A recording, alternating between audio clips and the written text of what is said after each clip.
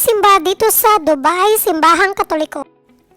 Sabi nga nila kapag gumala dito sa Dubai, mas mabilis kapag magmetro ka. So this time nagme-metro kami kahit ang sobrang init best, 52 ata.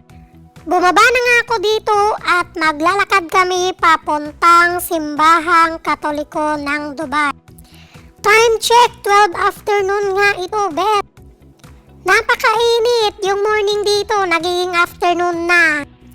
Yung mass dito mag-start ng 12 noon, tapos mga 1 oras. Afternoon, nagsindik kami ng kandila.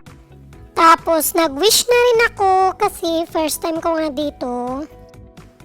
Ito yung loob ng simbahan.